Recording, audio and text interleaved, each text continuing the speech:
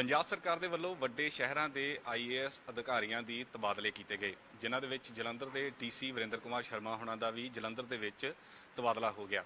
ਉਹਨਾਂ ਦੀ ਜਗ੍ਹਾ ਸੰਗਰੂਰ ਤੋਂ ਘਨਸ਼ਾਮ ਸਿੰਘ ਥੋਰੀ ਜੀ ਆਏ ਨੇ ਅਤੇ ਉਹਨਾਂ ਨਾਲ ਗੱਲਬਾਤ ਕਰਦੇ ਹਾਂ ਕਿ ਹੁਣ ਤਜਰਬਾ ਕਿਸ ਤਰੀਕੇ ਨਾਲ ਰਹੇਗਾ ਅਤੇ ਜੋ ਇਹਨਾਂ ਦਾ ਪਿਛਲੇ ਦਿਨੀ 10 ਸਾਲ ਦਾ ਤਜਰਬਾ ਆ ਤਾਂ ਉਹ ਕਿਸ ਤਰੀਕੇ ਨਾਲ ਇੱਥੇ ਜਲੰਧਰ ਦੇ ਵਿੱਚ ਹੰਡਾਉਣਗੇ, ਕਿਉਂਕਿ ਜਲੰਧਰ ਵੀ ਇੱਕ ਵੱਡਾ ਸ਼ਹਿਰ ਹੈ। ਸਭ ਤੋਂ ਪਹਿਲਾਂ ਤਾਂ ਸਰ ਜੀ ਆਇਆਂ ਨੂੰ ਜਲੰਧਰ ਦੇ ਵਿੱਚ। ਧੰਨਵਾਦ ਜੀ ਤੁਹਾਡਾ ਬਹੁਤ ਬਹੁਤ।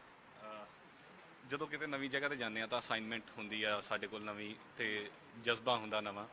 ਤੁਸੀਂ ਉੱਥੋਂ ਜਲੰਧਰ ਇੱਕ ਵੱਡਾ ਸ਼ਹਿਰ ਹੈ, ਕੀ ਸੋਚ ਕੇ ਮਨ ਦੇ ਵਿੱਚ ਆਏ ਹੋ, ਕਿਉਂਕਿ ਪ੍ਰੂਫ ਵੀ ਕਰਨਾ ਹੁੰਦਾ ਇੱਕ ਆਪਣਾ ਆਪ ਨਵੀਂ ਅਸਾਈਨਮੈਂਟ ਦੇ ਉੱਪਰ। ਜੀ ਜੀ ਦੇਖੋ, ਜਿੱਥੇ ਤੱਕ ਮੇਰਾ ਬੈਕਗਰਾਉਂਡ ਹੈ ਸਰਵਿਸ ਦਾ, ਤੇ ਮੈਂ 4.5 ਸਾਲ ਇਨਫੈਕਟ ਮੈਂ ਆਪਣੀ ਸਰਵਿਸ ਦਾ ਮੈਜੋਰਿਟੀ ਹਿੱਸਾ ਲੁਧਿਆਣੇ 'ਚ ਬਿਤਾਇਆ।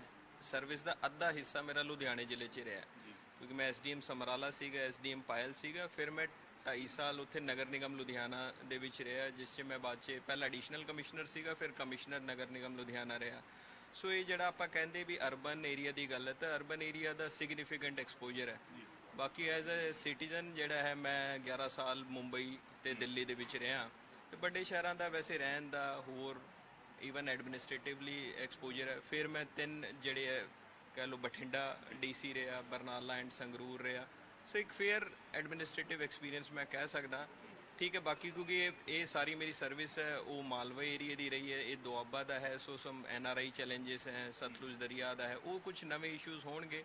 ਬਟ ਬਾਈ ਐਂਡ ਲਾਰਜ ਜਿੱਦਾਂ ਆਪਾਂ ਕੋਈ ਜਲੰਧਰ ਮਿਊਨਿਸਪਲ ਕਾਰਪੋਰੇਸ਼ਨ ਦੀ ਗੱਲ ਕਰੀਏ, ਕਿਉਂਕਿ ਅਰਬਨ ਏਰੀਆ ਦੇ ਵਿੱਚ ਕਾਰਪੋਰੇਸ਼ਨ ਨੂੰ ਰਿਲੇਟਡ ਉਹਦਾ, ਕਿਉਂਕਿ 2.5 ਸਾਲ ਮੈਂ ਰਿਹਾ, ਰੈਦਰ ਮੈਂ ਕਦੀ ADC ਫੁੱਲ ਟਾਈਮ ਨਹੀਂ ਰਿਹਾ, ਵਾਧੂ ਚਾਰਜ 'ਚ ਰਿਹਾ। ਸੋ ਫਰੋਮ SDM ਕਾਰਪੋਰੇਸ਼ਨ ਤੇ DC, so fair degree of idea ਹੈ। ਬਾਕੀ ਮੈਂ ਚਾਹਾਂਗਾ ਵੀ ਸਾਰੇ ਸਟੇਕ ਹੋਲਡਰਸ ਦਾ ਕੋਆਪਰੇਸ਼ਨ ਰਵੇ, ਕਿਉਂਕਿ ਹੁਣ ਇਸ ਟਾਈਮ ਜਿਹੜਾ ਹੋਰ ਕੰਮਾਂ ਦੇ ਉੱਤੇ ਸਭ ਦੇ ਉੱਤੇ ਲੜਾਈ ਕੋਵਿਡ ਦੇ ਨਾਲ ਲੜਨ ਦੀ ਹੈ।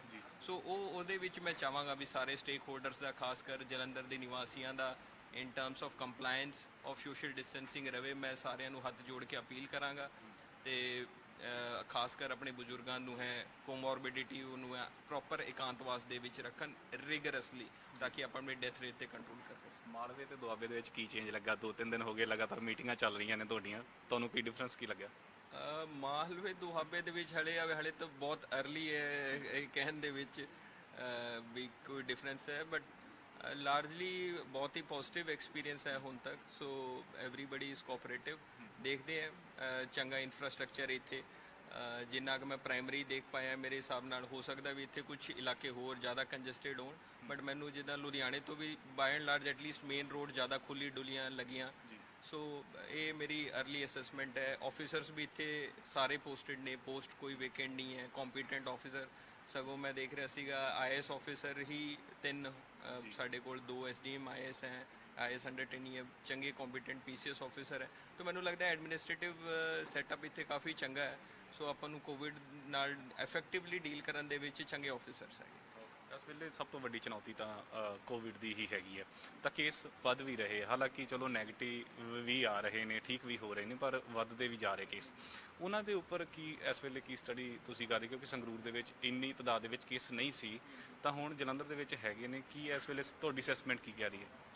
ਦੇਖੋ, ਇੱਕ ਤਾਂ ਚੀਜ਼ਾਂ ਨੂੰ ਪਰਸਪੈਕਟਿਵ ਦੇ ਵਿੱਚ ਦੇਖਣ ਲਈ ਹਮੇਸ਼ਾ ਤੁਹਾਨੂੰ ਪੋਪੂਲੇਸ਼ਨ ਦੇ ਨਾਲ ਕੋਵਿਡ ਦੇ ਕੇਸਿਸ, ਜਿਹੜੀ ਆਪਾਂ ਕਦੇ ਵੀ ਐਬਸੋਲੂਟ ਨੰਬਰ ਆਫ ਕੇਸਿਸ ਦੇਖਦੇ ਹਾਂ, ਉਹ ਡਿਸਟੋਰਟ ਕਰਦੀ ਹੈ ਪਿਕਚਰ। ਕਿਉਂਕਿ ਮੈਂ ਤਾਂ ਇੰਡੀਆ ਨੂੰ ਵੀ ਕਈ ਵਾਰ ਦੇਖਦਾ, ਪੂਰੇ ਭਾਰਤ ਦੇ ਜਿਹੜੇ ਆਪਾਂ ਕੇਸ ਦੇਖਦੇ ਹਾਂ ਵੀ ਇੰਨੇ ਲੱਖ ਹੋ ਗਏ, ਆਪਾਂ 3ਜੇ ਨੰਬਰ ਤੇ ਆ ਗਏ ਗਲੋਬਲੀ। ਜੇਕਰ ਉਹਨੂੰ ਆਪਾਂ ਆਬਾਦੀ ਨਾਲ ਡਿਵਾਈਡ ਕਰਾਂਗੇ, ਪਰ ਕੈਪੀਟਲ ਲਵਾਂਗੇ, ਤਾਂ ਸ਼ਾਇਦ ਆਪਾਂ ਟੌਪ 20-30 ਦੇ ਵਿੱਚ ਵੀ ਨਹੀਂ ਹੋਵਾਂਗੇ। ਠੀਕ ਹੈ, ਸੋ ਇਸ ਚੀਜ਼ ਨੂੰ ਦੇਖਦੇ ਹੋਏ ਜਲੰਧਰ ਦੇ ਕੇਸਿਸ ਜਦੋਂ ਆਪਾਂ ਐਬਸੋਲੂਟ ਨੰਬਰ ਦੇ ਵਿੱਚ ਦੇਖਦੇ ਹਾਂ ਵੀ 30-35 ਕੇਸ ਪੋਜ਼ਿਟਿਵ ਆ ਰਹੇ ਹੈ, ਤੇ ਮੈਂ ਉਹ ਰਿਲੇਟਿਵਲੀ ਅੱਜ ਵੀ ਦੇਖ ਰਿਹਾ ਸੀਗਾ ਕਿ ਲੁਧਿਆਣੇ ਜਿੱਦਾਂ ਆਪਣੇ 30-35 ਆਏ, ਉੱਥੇ 45 ਆਏ। ਅੰਮ੍ਰਿਤਸਰ ਹੋਰ ਡੈਂਸ ਹੈ, ਉੱਥੇ 60 ਕੇਸਿਸ ਆ ਰਹੇ ਹੈ।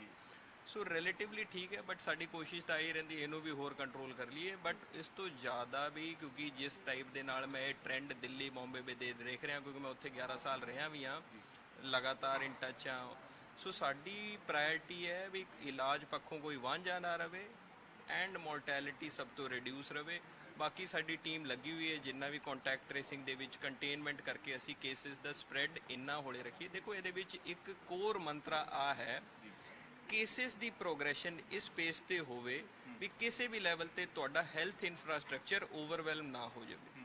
ਤਾਂ ਹਮੇਸ਼ਾ ਜਿਸ ਨੂੰ ਇਲਾਜ ਚਾਹੀਦਾ ਪ੍ਰੋਪਰਲੀ ਬੈੱਡ ਮਿਲੇ, ਕਿਉਂਕਿ ਬਿਲਕੁਲ ਆਪਾਂ ਕਹੀਏ ਕੰਟੇਨਮੈਂਟ ਹੈ ਤਾਂ ਕੋਈ ਵੀ ਯੂਰੋਪੀਅਨ ਜਾਂ ਅਮਰੀਕਨ ਕੰਟਰੀਜ਼ ਨੇ ਵੀ ਇਸ 'ਤੇ ਕੋਈ ਕੰਟਰੋਲ ਕਰਨ ਦੇ ਵਿੱਚ ਕੋਈ ਟ੍ਰੈਂਡ ਨਹੀਂ ਹੈ। ਚਾਈਨਾ ਸਿਰਫ ਅਕੇਲੀ ਕੰਟਰੀ ਹੈ ਜਿਸ ਦੀ ਐਕਸੈਪਸ਼ਨ ਦੱਸਦੇ ਆ, ਬਟ ਬਹੁਤ ਸਾਰੇ ਲੋਕ ਉਹਦੇ ਡੇਟਾ ਨੂੰ ਰਿਫਿਊਟ ਵੀ ਕਰਦੇ ਆ ਵੀ ਕਿੰਨਾ ਡੇਟਾ ਠੀਕ ਹੈ ਉਹਨਾਂ ਦਾ। ਟੈਸਟਿੰਗ ਨੂੰ ਲੈ ਕੇ ਕੋਈ ਗੱਲਬਾਤ ਚੱਲ ਰਹੀ ਕਿ ਟੈਸਟਿੰਗ ਦੀ ਪ੍ਰਕਿਰਿਆ ਵਧਾਈ ਜਾਵੇ, ਕਿਉਂਕਿ ਸਿਹਤ ਵਿਭਾਗ ਨਾਲ ਵੀ ਤੁਹਾਡੀ ਮੀਟਿੰਗਸ ਹੋ ਰਹੀਆਂ ਨੇ, ਕੋਈ ਟੈਸਟਿੰਗ ਨੂੰ ਲੈ ਕੇ ਕੋਈ ਗੱਲਬਾਤ ਚੱਲ ਰਹੀ? ਦੇਖੋ ਟੈਸਟਿੰਗ ਹਰ ਇੱਕ ਜ਼ਿਲ੍ਹੇ ਦੀ ਵਧੀ ਹੈ, ਕਿਉਂਕਿ ਪਹਿਲੇ ਪੰਜਾਬ ਦੇ ਵਿੱਚ 2000 ਦੀ ਟੈਸਟਿੰਗ ਸੀਗੀ ਤੇ ਉਸ ਅਕੋਰਡਿੰਗ ਪ੍ਰੋਪੋਰਸ਼ਨੇਟਲੀ ਸਾਰੇ ਜ਼ਿਲ੍ਹਿਆਂ ਨੂੰ। ਹੁਣ ਟੈਸਟਿੰਗ ਵਧਾ ਕੇ 2000 ਤੋਂ ਪਹਿਲਾਂ 5000 ਕੀਤੀ ਗਈ, ਹੁਣ 9000 ਦੀ ਟੈਸਟਿੰਗ ਡੇਲੀ ਹੋ ਗਈ ਹੈ। ਸੋ ਜਲੰਧਰ ਦੀ ਵੀ ਪ੍ਰੋਪੋਰਸ਼ਨੇਟਲੀ ਵੱਧ ਕਰਕੇ, ਜਿਹੜੀ ਲਾਸਟ ਮੇਰੀ ਮੀਟਿੰਗ ਸਿਵਲ ਸਰਜਨ ਨਾਲ 2 ਦਿਨ ਪਹਿਲਾਂ ਹੋਈ ਹੈ, ਤੇ 700 ਟੈਸਟ ਦਾ ਕੋਟਾ ਅਲੋਟਡ ਹੈ। ਸੋ ਸੈਂਪਲ ਰੈਦਰ 700 ਜਾ ਰਹੇ ਹੈ ਇਹਨਾਂ ਦੇ, ਠੀਕ ਹੈ। ਸੋ ਉਹ ਟੈਸਟਿੰਗ, ਪਰ ਟੈਸਟਿੰਗ ਦੇ ਵੀ ਆਪਣੀ ਇੱਕ ਲਿਮਿਟੇਸ਼ਨ ਹੈ, ਮੈਂ ਪਹਿਲਾਂ ਵੀ ਸਾਂਝਾ ਕਰ ਚੁੱਕਾ। ਜੇਕਰ ਤੁਹਾਨੂੰ ਟੈਸਟਿੰਗ ਤੋਂ ਇਹ ਐਪੀਡੈਮਿਕ ਕੰਟਰੋਲ ਕਰਨਾ ਹੈ ਤਾਂ ਘੱਟੋ ਘੱਟ 50,000 ਟੈਸਟ ਡੇਲੀ ਹੋਣੇ ਚਾਹੀਦੇ ਸਿਰਫ ਜਲੰਧਰ ਦੇ ਵਿੱਚ, ਜਿਹੜੇ ਕਿ ਮਤਲਬ ਪੰਜਾਬ ਲੈਵਲ ਤੇ ਹੀ ਹੈ। ਮਤਲਬ ਇਹ ਸਿਰਫ ਪੰਜਾਬ ਲੈਵਲ ਦੀ ਗੱਲ ਨਹੀਂ, ਇੱਕ ਇੰਡੀਆ ਲੈਵਲ ਤੇ ਹੀ। ਜੇਕਰ ਟੈਸਟਿੰਗ ਬਹੁਤ ਜ਼ਿਆਦਾ ਐਗਰੈਸਿਵਲੀ ਹੋਊਗੀ, ਤੁਹਾਨੂੰ ਪੋਪੂਲੇਸ਼ਨ 15 ਦਿਨ ਦੇ ਵਿੱਚ ਤੁਸੀਂ ਜੇਕਰ ਜ਼ਿਲ੍ਹੇ ਦੀ ਟੈਸਟਿੰਗ ਤੋਂ ਕਵਰ ਕਰ ਸਕਦੇ ਹੋ, ਫਿਰ ਟੈਸਟਿੰਗ ਤੋਂ ਤੁਸੀਂ ਐਬਸੋਲੂਟ ਇਹਨੂੰ ਨੱਥ ਪਾ ਸਕਦੇ ਹੋ। ਬਟ ਉਸ ਲੈਵਲ ਦੀ ਇਹ ਪੋਸੀਬਿਲਿਟੀ ਨਹੀਂ ਹੈ ਬਿਕੋਜ਼ ਆਫ ਇਨਫਰਾਸਟ੍ਰਕਚਰ ਜਿਹੜੀ ਸ਼ਾਰਟੇਜ ਰਹਿੰਦੀ ਹੈ ਡਿਵੈਲਪਿੰਗ ਇਕੋਨਮੀਜ਼ ਦੇ ਵਿੱਚ। ਈਵਨ ਉਸ ਲੈਵਲ ਦੀ ਐਗਰੈਸਿਵ ਟੈਸਟਿੰਗ ਮੈਂ ਸਮਝਦਾ ਯੂਰਪ ਔਰ ਅਮਰੀਕਾ ਦੇ ਵਿੱਚ ਵੀ ਨਹੀਂ ਹੋਈ ਹੈ। ਸਭ ਤੋਂ ਮੈਂ ਗਲੋਬਲੀ ਜਿੰਨਾ ਟ੍ਰੈਂਡ ਦੇਖਦਾ, ਸਾਊਥ ਕੋਰੀਆ ਦੇ ਵਿੱਚ ਸਭ ਤੋਂ ਜ਼ਿਆਦਾ ਐਗਰੈਸਿਵਲੀ ਟੈਸਟ ਦੇਖ ਰਿਹਾ। ਇੰਡੀਆ ਲੈਵਲ ਤੇ ਤੁਹਾਡਾ ਵੱਡਾ ਤਜਰਬਾ ਆ, ਤੁਹਾਨੂੰ ਕੀ ਲੱਗਦਾ ਕਿ ਇਸ ਵੇਲੇ ਸਭ ਤੋਂ ਵੱਡੀ ਚੁਣੌਤੀ ਕੀ ਹੈ? ਕੱਲੀ ਆਪਾਂ ਜਲੰਧਰ ਦੀ ਗੱਲ ਕਰਾਂਗੇ ਕਿ ਸਭ ਤੋਂ ਵੱਡੀ ਚੁਣੌਤੀ ਕੀ ਲੱਗਦੀ ਹੈ ਇਸ ਮਹਾਮਾਰੀ ਦੇ ਵਿੱਚ? ਦੇਖੋ ਚੁਣੌਤੀ ਇਹਦੇ ਵਿੱਚ ਆਹੀ ਹੈ ਕਿ ਪਹਿਲਾਂ ਤਾਂ ਹੁਣ ਮੈਨੂੰ ਸ਼ਾਰਟ ਟਰਮ ਦੇ ਵਿੱਚ, ਕਿਉਂਕਿ ਮੈਂ ਜਿੰਨਾ ਦੇਖ ਕੇ ਆਇਆ ਇਨਫਰਾ ਸਾਡੇ ਕੋਲ ਇਨ ਪਲੇਸ ਹੈਗਾ, ਮੇਰੀ ਅਸੈਸਮੈਂਟ ਹੈ ਕਿ ਅਗਲੇ 2 ਹਫ਼ਤਿਆਂ ਦੇ ਵਿੱਚ ਇੰਨੀ ਜ਼ਿਆਦਾ ਬੈੱਡ ਦੀ ਮੈਂ ਤਿਆਰੀ ਕਰ ਲਵਾਂ ਕਿ ਜਿੱਦਾਂ ਲੈਟਸ ਸੇ ਈਵਨ ਜੇਕਰ ਰੱਬ ਨਾ ਕਰੇ ਵੀ ਸਾਡਾ ਦਿੱਲੀ ਲੈਵਲ ਤੱਕ ਵੀ ਕੋਈ ਵੀ ਸ਼ਹਿਰ ਜਾਂਦਾ, ਐਂਡ ਜੇਕਰ ਜਾਊਗਾ ਤਾਂ ਇਹ ਸਾਰੇ ਸ਼ਹਿਰ ਹੀ ਜਾਣਗੇ, ਨਾ ਕਿ ਸਿਰਫ ਜਲੰਧਰ ਮਤਲਬ Ludhiana, because it is not ਕੋਈ ਐਡਮਿਨਿਸਟ੍ਰੇਟਿਵਲੀ ਕੋਈ ਲੈਕ ਕਰਦਾ, ਬਟ ਇਹ ਐਪੀਡੈਮਿਕ ਦਾ ਇੱਕ ਟ੍ਰੈਂਡ ਹੀ ਇਸ ਤਰੀਕੇ ਨਾਲ ਹੁੰਦਾ, ਨਾ ਕਿ ਸਿਰਫ ਇਹ ਕੋਈ ਸਪੈਨਿਸ਼ ਫਲੂ ਵੀ ਕਦੇ ਆਇਆ ਸੀਗਾ ਤਾਂ ਉਹ ਇਹੀ ਟ੍ਰੈਂਡ ਰਹਿੰਦਾ। ਤਾਂ ਸਾਡਾ ਕਦੇ ਵੀ ਓਵਰਵੈਲਮ ਨਾ ਹੋਈ, ਅਸੀਂ ਜਿੰਨੇ ਮਰਜ਼ੀ ਅਸੀਂ ਕੈਲਕੂਲੇਸ਼ਨ ਲਗਾ ਲੈਣੀ ਹੈ ਵੀ ਇੰਨਾ, ਚਾਹੇ ਉਹ ਨਿਊਯਾਰਕ ਦਾ ਡੇਟਾ ਦੇਖ ਕੇ, ਚਾਹੇ ਸਾਡੇ ਕੋਲ ਦਿੱਲੀ ਦਾ ਡੇਟਾ, ਬੰਬੇ ਦਾ ਡੇਟਾ, ਹੁਣ ਲੋਕਲ ਡੇਟਾ ਵੀ ਆ ਗਿਆ, ਕਿਉਂਕਿ ਇਸ ਦੇ ਵਿੱਚ ਸਾਨੂੰ ਪਤਾ ਚੱਲਦਾ ਸਾਡੀ ਪੋਪੂਲੇਸ਼ਨ ਕਿੰਨੀ ਕਿਹਦੇ ਵਿੱਚ ਇਮਿਊਨਿਟੀ ਹੈ। ਸੋ ਉਸ ਅਕੋਰਡਿੰਗ ਪਲੈਨਿੰਗ ਕਰਕੇ, ਭਾਵੇਂ ਇੱਥੇ 3000 ਬੈੱਡ ਦੀ ਲੋੜ ਹੈ, 5000 ਬੈੱਡ ਦੀ ਲੋੜ ਹੈ, ਉਹ ਅਸੀਂ ਟਾਈਮਲੀ ਅਰੇਂਜ ਕਰਕੇ ਇਹ ਸਾਰਾ ਇਨਫਰਾਸਟ੍ਰਕਚਰ, ਤਾਂ ਕਿ ਕਦੇ ਵੀ ਸਾਡੀ ਜਲੰਧਰ ਨਿਵਾਸੀਆਂ ਨੂੰ ਇਹ ਪ੍ਰੋਬਲਮ ਨਾ ਆਏ ਕਿ ਬੈੱਡ ਦੀ ਸ਼ਾਰਟੇਜ ਹੋ ਰਹੀ ਹੈ ਜਿੱਦਾਂ ਆਪਾਂ ਦਿੱਲੀ ਦੇ ਵਿੱਚ ਸੁਣਦੇ ਹਾਂ, ਉਹ ਅਸੀਂ ਨਹੀਂ ਹੋਣ ਦੇਣਾ। ਪਲੱਸ ਮੇਰੀ ਜੇਕਰ ਬੇਨਤੀ ਪ੍ਰਵਾਨ ਕਰਨਗੇ ਸਾਰੇ ਜਲੰਧਰ ਨਿਵਾਸੀ, ਆਪਾਂ ਆਪਣੇ ਬਜ਼ੁਰਗਾਂ ਨੂੰ, ਕੋਮੋਰਬਿਡਿਟੀ ਵਾਲਿਆਂ ਨੂੰ ਇਕਾਂਤਵਾਸ ਦੇ ਵਿੱਚ ਹੈ, ਤੇ ਮੈਨੂੰ ਪੋਜ਼ਿਟਿਵ ਤੋਂ ਮੇਰੇ ਘੱਟ ਉਹ ਲੱਗਦਾ ਹੈ, ਬਟ ਜਦੋਂ ਮੈਂ ਡੈਥਸ ਦੇਖਦਾ ਉਹ ਜ਼ਿਆਦਾ ਕੰਸਰਨ ਹੈ। ਸੋ ਡੈਥਸ ਮਿਨੀਮਾਈਜ਼ ਕਰਨਾ ਤੇ ਹੈਲਥ ਇਨਫਰਾ ਨੂੰ ਬੂਸਟ ਕਰਨਾ, ਇਹ ਪ੍ਰਾਇੋਰਟੀ ਹੈ। ਕੁਝ ਟੈਸਟ ਹੈਗੇ ਜਿਹੜੇ ਪੋਜ਼ਿਟਿਵ ਇੱਥੇ ਜਲੰਧਰ 'ਚ ਆ ਰਹੇ ਆ, ਕੋਈ ਹੁਸ਼ਿਆਰਪੁਰ ਦਾ, ਕੋਈ ਗੁਰਦਾਸਪੁਰ ਦਾ, ਕਈ ਟੈਸਟ ਜਿਹੜੇ ਇੱਥੇ ਹੋ ਰਹੇ ਆ। ਸਟੇਟ ਲੈਵਲ ਦੇ ਉੱਪਰ ਜਿਵੇਂ ਦਿੱਲੀ ਨੂੰ ਸੀਲ ਕਰ ਦਿੱਤਾ ਗਿਆ, ਹਰਿਆਣਾ ਨੂੰ ਸੀਲ ਕੀਤਾ ਗਿਆ, ਕੋਈ ਇਦਾਂ ਦੀ ਪਲੈਨਿੰਗ ਚੱਲ ਰਹੀ ਹੈ ਕਿ ਜ਼ਿਲ੍ਹੇ ਦੇ ਅੰਦਰ ਜ਼ਿਲ੍ਹਾ ਪੱਧਰੀ ਕੋਈ ਉਹ ਐਂਟਰ ਨਾ ਕਰ ਸਕੇ? ਕਿਉਂਕਿ ਇਹ ਵੀ ਇੱਕ ਵੱਡਾ ਖਤਰਾ, ਜਿਵੇਂ ਪਰਸੋਂ ਹੀ 8 ਦੁਬਈ ਦੇ ਕੇਸ ਜਿਹੜੇ ਆ ਪੋਜ਼ਿਟਿਵ ਆਏ ਸੀਗੇ, ਦੁਬਈ ਤੋਂ ਆਏ ਸੀ, ਤਾਂ ਕੋਈ ਜ਼ਿਲ੍ਹਾ ਪੱਧਰ ਦੇ ਲੈਵਲ ਦੇ ਉੱਪਰ ਕੋਈ ਇਹੋ ਜਿਹੀ ਵਿਚਾਰ ਚੱਲ ਰਹੀ ਹੈ ਕਿ ਜ਼ਿਲ੍ਹੇ ਨੂੰ ਸੀਲ ਕੀਤਾ ਜਾਊਗਾ? ਦੇਖੋ ਕੰਪਲੀਟ ਲੋਕਡਾਊਨ ਮੈਂ ਤੁਹਾਨੂੰ ਦੱਸਦਾ, ਕਿਉਂਕਿ ਜਦੋਂ ਇਹ ਇਨੀਸ਼ੀਅਲੀ ਕਰਫਿਊ ਜਦੋਂ ਲੋਕਡਾਊਨ ਅਨਾਉਂਸ ਕੀਤਾ ਗਿਆ ਸੀਗਾ 23 ਮਾਰਚ ਨੂੰ, 24 ਮਾਰਚ ਨੂੰ, ਤਾਂ 23 ਮਾਰਚ ਨੂੰ, ਤੇ ਉਦੋਂ 2 ਦਿਨਾਂ ਦੇ ਵਿੱਚ ਹਰੇਕ ਜ਼ਿਲ੍ਹੇ ਦੇ ਵਿੱਚ ਇੰਨੀ ਹਾਹਾਕਾਰ ਮਚੀ, ਕਿਉਂਕਿ ਸਪੈਸ਼ਲਿਸਟ ਮੈਡੀਸਿਨ, ਈਵਨ ਮੈਂ ਦੇਖਿਆ ਤੁਸੀਂ ਡਿਸਟ੍ਰਿਕਟ ਛੱਡੋ, ਸਟੇਟ ਨੂੰ ਵੀ ਸੀਲ ਕਰ ਦਿਓ ਤਾਂ ਇਦਾਂ ਦੀ ਦਵਾਈਆਂ, ਮੈਂ ਉਦੋਂ ਸੰਗਰੂਰ ਸੀਗਾ, ਉਹਨਾਂ ਨੂੰ ਲੋੜ ਸੀਗੀ ਜਿਹੜੀ ਬੱਦੀ ਤੋਂ ਆਉਂਦੀ ਹੈ। ਮਤਲਬ ਇੰਨੇ ਜ਼ਿਆਦਾ ਆਪਾਂ ਇੰਟਰਡਿਪੈਂਡੈਂਟ ਹੈ। 2 ਦਿਨਾਂ ਦੇ ਵਿੱਚ ਦਾਲ ਦੀ ਸ਼ਾਰਟੇਜ ਹੋ ਗਈ ਜਿਹੜੀ ਕਿ ਰਾਜਸਥਾਨ ਤੋਂ ਮੰਗਾਣੀ ਪੈ ਗਈ। ਸੋ ਵੀ ਆਰ ਹਾਈਲੀ ਇੰਟਰਡਿਪੈਂਡੈਂਟ। ਤਾਂ ਗੁੱਡਸ ਦੀ movement as per MHA order ਤੁਸੀਂ ਰੋਕ ਹੀ ਨਹੀਂ ਸਕਦੇ। ਸੋ ਹੁਣ ਤਾਂ ਆਈਡੀਆ ਹੈ ਕਿ ਸਿਲੈਕਟਿਵਲੀ ਤੁਸੀਂ ਵਿਦਿਨ ਲੋਕਡਾਊਨ ਦੇ ਵਿੱਚ ਜਿੰਨਾ ਸਕੈਨ ਕਰ ਸਕਦੇ ਹੋ ਉਹਨਾਂ ਨੂੰ ਕਰੋ, ਕੰਟੇਨ ਕਰੋ।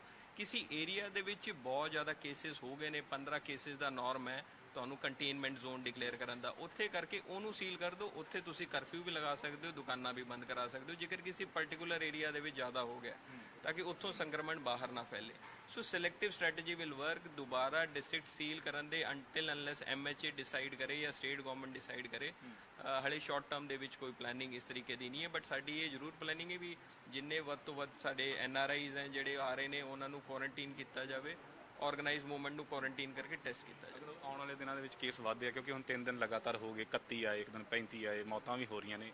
ਅਗਰ ਕੇਸ ਵੱਧਦੇ ਆ ਜਾਂ ਮੌਤਾਂ ਵੱਧਦੀਆਂ ਨੇ ਤਾਂ ਫਿਰ ਕੀ ਇਹਦੇ ਉੱਪਰ ਵਿਚਾਰ ਹੋ ਸਕਦੀ ਹੈ? ਦੇਖੋ ਇਹ ਜਿਹੜਾ ਸਾਰਾ ਐਪੀਡੈਮਿਕ ਦਾ ਟ੍ਰੈਂਡ ਹੈ, ਠੀਕ ਹੈ ਨਾ, ਐਪੀਡੈਮਿਕ ਦੇ ਟ੍ਰੈਂਡ ਦੇ ਅਕੋਰਡਿੰਗ ਜਦੋਂ ਚੀਜ਼ਾਂ ਚੱਲ ਰਹੀਆਂ, ਬਿਕੋਜ਼ ਇਹ ਤੁਸੀਂ ਜਦੋਂ ਦੇਖੋਗੇ ਕੇਸ ਅਗਰ ਜਲੰਧਰ ਦੇ ਵਧ ਰਹੇ ਹੋਣਗੇ ਪ੍ਰੋਪੋਰਸ਼ਨੇਟਲੀ, ਲੁਧਿਆਣਾ, ਅੰਮ੍ਰਿਤਸਰ ਉਹ ਸੇਮ ਪੈਟਰਨ ਦੇ ਵਿੱਚ ਚੱਲ ਰਿਹਾ ਹੋਊਗਾ।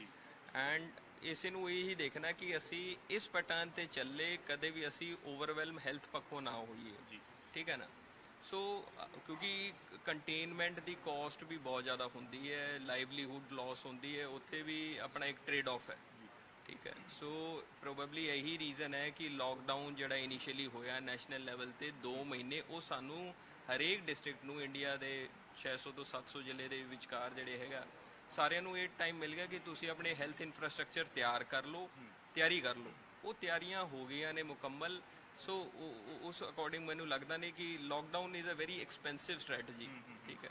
ਸੋ ਬਟ ਠੀਕ ਹੈ, ਜਦੋਂ ਤੱਕ ਸਾਡਾ ਹੈਲਥ ਇਨਫਰਾਸਟ੍ਰਕਚਰ ਹੈ ਐਕਸਟ੍ਰੀਮ ਮੈਜਰ ਦੀ ਸ਼ਾਇਦ ਲੈਣ ਦੀ ਲੋੜ ਨਾ ਪਵੇ।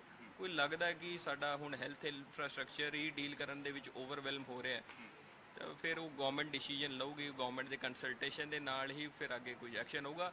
ਲੋਕਲ ਲੈਵਲ ਤੇ ਕੰਟੇਨਮੈਂਟ ਏਰੀਆ ਦੇ ਵਿੱਚ ਕਰਫਿਊ ਲਗਾਉਣਾ ਉਹ ਡਿਸਟ੍ਰਿਕਟ ਮੈਜਿਸਟ੍ਰੇਟਸ ਦੇ ਉੱਤੇ ਐਸ ਪਰ SOP ਛੱਡਿਆ ਹੋਇਆ। ਆਖਰੀ ਸਵਾਲ ਆ, ਪਹਿਲੀ ਮੁਲਾਕਾਤ ਆਪਣੀ ਜ਼ਿਆਦਾ ਘੁਮਾ ਕੇ ਸਵਾਲ ਜਵਾਬ ਆਪਾਂ ਨਹੀਂ ਕਰਾਂਗੇ। ਆਖਰੀ ਸਵਾਲ ਇਹ ਹੈ ਕਿ ਤੁਹਾਡੀ ਮਾਹਰਾਂ ਦੇ ਨਾਲ, ਐਕਸਪਰਟਸ ਦੇ ਨਾਲ ਗੱਲਬਾਤ ਚੱਲ ਰਹੀ ਹੋਊਗੀ, ਕਿੰਨਾ ਕੁ ਚਿਰ ਕਹਿੰਦੇ ਨੇ ਕਿ ਕਰੋਨਾ ਦਾ ਜਿਹੜਾ ਪੀਕ ਆਊਗਾ ਜਾਂ ਫਿਰ ਖਤਮ ਹੋਊਗਾ? ਕਿਉਂਕਿ ਕਹਿੰਦੇ ਸੀਗੇ ਨਾ ਕਿ ਜੁਲਾਈ ਦੇ ਵਿੱਚ ਇਸ ਦਾ ਪੀਕ ਆਊਗਾ। ਹੁਣ ਇਸ ਵੇਲੇ ਤਾਜ਼ਾ ਹਾਲਾਤ ਕੀ, ਕਿਉਂਕਿ ਗਰਮੀ ਦੇ ਵਿੱਚ ਕੁਝ ਕਹਿੰਦੇ ਵੀ ਸੀਗੇ ਗਰਮੀ ਜੇ ਵਧੂਗੀ ਤੇ ਉਹਦੇ ਨਾਲ ਇਹਦਾ ਅਸਰ ਘਟ ਜਾਊਗਾ। ਤੁਹਾਡਾ ਤਜਰਬਾ, ਤੁਹਾਡੇ ਜਿਹੜੇ ਗੱਲਬਾਤ ਚੱਲ ਰਹੀ ਹੈ ਉਹਨਾਂ ਦੇ ਹਿਸਾਬ ਨਾਲ ਕੀ ਗੱਲਬਾਤ ਸਾਹਮਣੇ ਆਈ ਹੈ? ਦੇਖੋ ਜਿਹੜਾ ਕਿਉਂਕਿ ਇਸ 'ਚ ਕੋਈ ਵੀ ਪ੍ਰੈਡਿਕਟ ਨਹੀਂ ਕਰ ਪਾ ਰਿਹਾ, ਬੜੇ ਪ੍ਰੋਜੈਕਸ਼ਨ ਨਿਕਲੇ। ਅਸੀਂ Boston consultancy group, Princeton consultancy group, ਸਾਰੇ ਕੰਸਲਟੈਂਸੀ ਗਰੁੱਪਸ ਦੀ ਰਿਪੋਰਟਸ ਵੀ ਪੜ੍ਹਦੇ ਰਹੇ ਤੇ ਬਿਕੋਜ਼ ਇਹਦੇ ਵਿੱਚ ਫੈਕਟਰ ਇੰਨੇ ਐਕਸਟ੍ਰੇਨੀਅਸ ਨੇ। ਬਟ ਬ੍ਰੌਡਲੀ ਜਿਹੜੀ ਇੰਡੀਆ ਦੀ, ਕਿਉਂਕਿ ਆ ਵੀ ਜਿਹੜੀ ਆਪਾਂ ਪੀਕ ਦੀ ਗੱਲ ਕਰੀਏ, this is phase 1 of the academic, ਤੇ ਆਪਾਂ ਕਈ ਵਾਰ ਵੇਵ 2 ਵੀ ਆਉਂਦੀ ਹੈ। ਸੋ ਆ ਜਿਹੜੀ ਵੇਵ 1 ਦੀ ਮੋਟੀ ਜੀ ਜੇਕਰ ਮੈਂ ਕੰਸੈਂਸਸ ਦੇਖਾਂ ਤਾਂ 3 ਤੋਂ 4 ਮਹੀਨੇ ਦੀ ਵਿੰਡੋ ਹੈ ਜਿਹਦੇ ਆਪਾਂ ਸਮਝਦੇ ਹਾਂ ਕਿ ਆ ਵੇਵ 1 ਸ਼ੁੱਡ ਸਬਸਾਈਡ। ਜੇਕਰ ਵੇਵ 2 ਆਉਂਦੀ ਹੈ ਸੋ ਉਹਦਾ ਮੈਂ ਨਹੀਂ ਕਹਿ ਸਕਦਾ, ਐਂਡ ਮੈਂ ਕੋਈ ਮੈਡੀਕਲ ਐਕਸਪਰਟ ਨਹੀਂ ਹਾਂ, ਬਟ ਐਟਲੀਸਟ ਇਹ 3-4 ਮਹੀਨੇ ਸਾਨੂੰ ਬਹੁਤ ਜ਼ਿਆਦਾ ਪ੍ਰੀਕਾਸ਼ਨ ਲੈਣ ਦੀ ਲੋੜ ਹੈ। ਧੰਨਵਾਦ ਸਰ ਤੇ ਬੈਸਟ ਆਫ ਲੱਕ ਤੁਹਾਨੂੰ ਆਉਣ ਵਾਲੇ ਸਮੇਂ ਲਈ। ਸੋ ਕੁੱਲ ਮਿਲਾ ਕੇ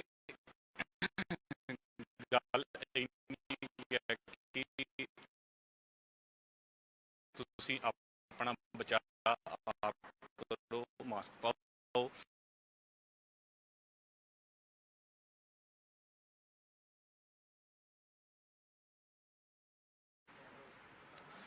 ਪੰਜਾਬ ਸਰਕਾਰ ਦੇ ਵੱਲੋਂ ਵੱਡੇ ਸ਼ਹਿਰਾਂ ਦੇ IAS ਅਧਿਕਾਰੀਆਂ ਦੀ ਤਬਾਦਲੇ ਕੀਤੇ ਗਏ, ਜਿਨ੍ਹਾਂ ਦੇ ਵਿੱਚ ਜਲੰਧਰ ਦੇ DC ਵਰਿੰਦਰ ਕੁਮਾਰ ਸ਼ਰਮਾ ਹੋਣਾ ਦਾ ਵੀ ਜਲੰਧਰ ਦੇ ਵਿੱਚ ਤਬਾਦਲਾ ਹੋ ਗਿਆ। ਉਹਨਾਂ ਦੀ ਜਗ੍ਹਾ ਸੰਗਰੂਰ ਤੋਂ ਘਨਸ਼ਾਮ ਸਿੰਘ ਥੋਰੀ ਜੀ ਆਏ ਨੇ ਅਤੇ